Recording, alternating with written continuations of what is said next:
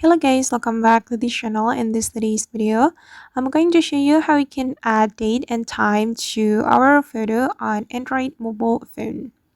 Okay, let's get into it. Here I have opened my Android mobile phone, and first thing first, we need to open our camera application on our Android mobile phone, and we have to go to the camera setting. We can click on the setting icon on the top left, and we have to activate the watermark if we want to add date and time to our photo. We can click on the circle button to activate the watermark and click on the watermark to customize what kind of watermark we want to add to our photo.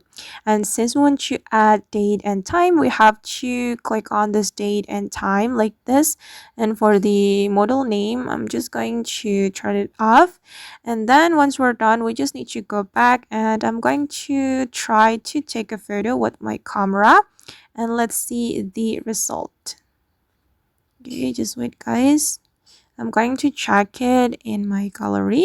As you can see that the date and time has been added to my photo. Alright guys, and that's how we can add date and time to our photo on Android mobile phone.